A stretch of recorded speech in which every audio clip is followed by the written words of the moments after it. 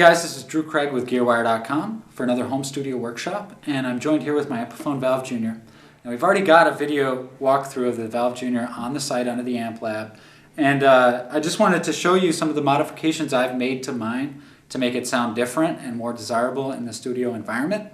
Now first off, this is an incredibly cheap amp. It's made in China, but I have to admit the design is spectacular. It's very simple. It's only 5 watts. It's all Class A. It's basically, if you open this up, it's real straightforward, no bullshit. It's just like a really well-designed amp. I can't speak for the building, but it's survived this far. Now, as you can see, it just has one on and off switch, volume, and an input, so there's not much to talk about there. As you turn up the volume, though, what this amp is all about is tube saturation and tube gain. So as you crank it more and more, it gets more and more distorted.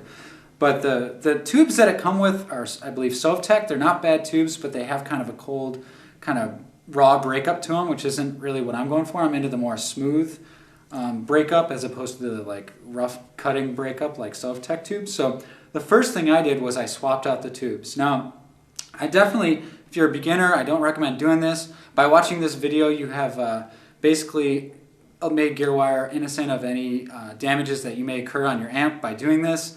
Just because, first of all, I don't recommend anybody doing this. Definitely bring it to a guitar tech to be done, because these are these modifications could harm your amp and or harm yourself if you don't take the proper precautions. So definitely have a professional do it. But what I did was basically opened up the back panel, and it has one 12AX7 and one EL34 tube that I just modded out. And I put groove tubes in here because those are some of my favorites, but I've tried all sorts of different tubes in here. I've tried Mesa Boogie tubes, I've tried Svetlana tubes. Really, each tube that I tried in different combinations of tubes had a very different effect on the amp, a huge effect on the amp, especially in the gain settings. So just by changing the tube, you can change the character of this amp quite a bit. So that's where I find it to be most valuable in the studio.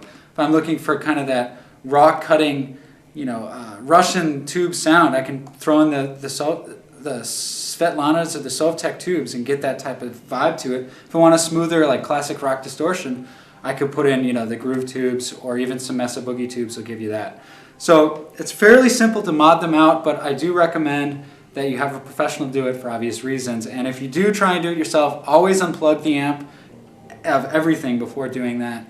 And just be very careful, because you could harm your amp, and even worse, you could harm yourself by getting electrocuted. So another thing is tube biasing, and that's a whole other issue that I'm not going to talk about today. But with this amp, it's only 5 watts, and it's not that much of a risk to mess around with. But anyway, another modification I made to this amp was the grill. So let me first show you. It was like a tweed covering, which is very standard for a lot of amps. And I started noticing when I was recording, doing some closer mic placements towards the speaker, that the tweed was actually making some funny sounds, like kind of some rattling, kind of resonating sounds when I'd hit certain notes and stuff. It was very undesirable. So what I did was I got real creative the other day, and I was looking at my Fender practice amp, and you can kind of see in here, this little thing that doesn't quite fully fit in here, right? Is the grill from a little Fender Champ, and I ripped that out and threw it in here, and it actually changed the sound quite a bit. And you go, why would the grill change the sound at all? Well, first of all, the covering is different, so it wasn't making those funny sounds anymore. The tweed was gone, so it wasn't making those weird buzzing sounds or anything. And the other reason why it sounds different is it has these holes right here which allow the sound to pass back out from the back of the speaker, and you end up with like a less sterile sound and a more like open, even more open back type of vibe to it, which sounds better for what I'm going for. Like the closed back sound is good for rock and roll and stuff like that, but I'm more of a jazz guy. So having these bass ports essentially gave it a fuller and more almost resonating type of vibe to it. So definitely changed the vibe of the amp a lot. I'm not a big fan of the 8-inch speaker, but it does have a 4-ohm output, so I plug it up to other cabinets and stuff like that. So that was basically how I was able to change this amp around to make it more catered towards what I'm trying to do.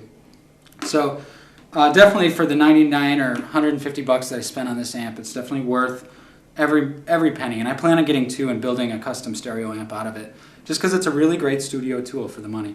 So we're going to plug it in, take a look at the different gain settings of it, and check it out.